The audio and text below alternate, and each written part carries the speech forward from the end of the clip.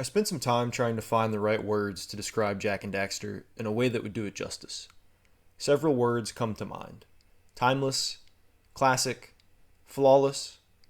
But many games are timeless. Many games could be considered classics.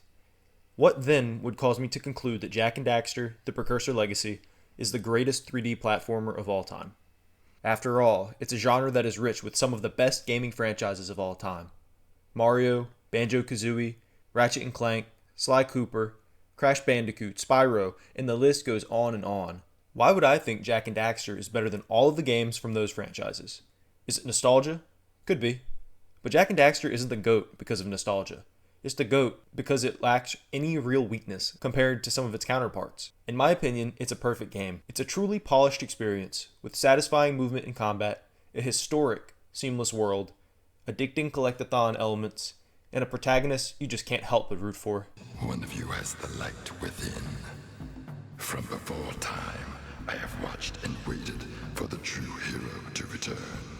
Jak and Daxter, released in 2001 by developer Naughty Dog, is a game that was beyond enjoyable in the years following its initial release on the PS2. The gameplay was simple and crisp. Run, roll, and jump your way through the beautiful and completely seamless open world. Punch and spin to attack enemies. Use Eco to temporarily gain special powers to help you defeat enemies and solve puzzles. To progress, you seek out power cells, the game's main collectibles that are found scattered throughout the world. The graphics were great for its time, and the humor was lighthearted and family-friendly without being too cheesy.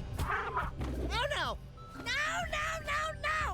I'm not your mom! You see any feathers here? All of this blends together wonderfully to produce a phenomenal 3D platforming experience. Amazingly, the game still holds up very well. It feels just as fun to play in 2024 as it did all the way back in 2001. The gameplay feels even more crisp and satisfying than a lot of games that were released years after. I think this replayability factor combined with how well it holds up really sets it apart from some of its other counterparts in the 3D platforming space. For example, Mario 64 and Banjo Kazooie were grandfathers of the genre, and classics in their own right, but they are not anywhere near as fun to play now as they were at release. Sly Cooper and Ratchet and Clank were phenomenal 3D platformers, each innovating in the space with stealth and gunplay respectively, and they come closer to reaching the status of Jak and Daxter in regards to replayability and how well they held up. But Jak and Daxter separates itself from those games and the rest of the pack by providing a much better experience from a pure platforming perspective, and for the seamlessness of its environments. Jak's attacks not only provide him a means of surviving against enemies, they provided him with the tools to traverse the world in very unique ways. The crouch, the roll, the spin,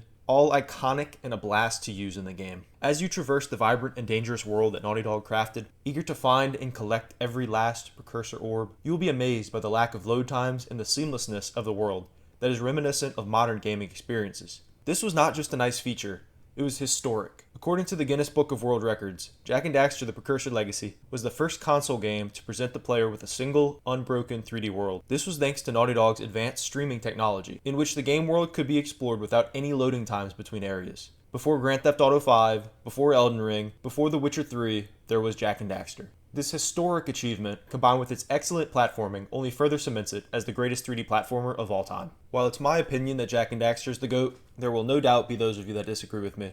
And that's okay. Discourse is what makes these kind of topics fun. I love this genre of video game more than any other. It's made up the majority of the games I played when I was a kid, and there are many other fantastic games that are in contention for this title. But if I had to choose between Mario, Banjo Kazooie, or any of the others, give me Jak and Daxter every single time. Before I go, if you have not had the pleasure of playing Jak and Daxter: The Precursor Legacy, please do yourself a favor and give it a try. You will not regret it. You will also not regret leaving a like, a comment, and subscribing. I post game spotlights just like this for the games I love. I also post gaming news and game playthroughs. It has been a great 2024, and as we get into 2025, I am as excited as ever about the direction of this channel and making content in general. I appreciate every single one of you for your support as we grow this thing and see where it takes us. Sincerely, I thank you. As always, this has been GameBlend, and I hope you have a fantastic rest of your day. Now, all of you, get out of here!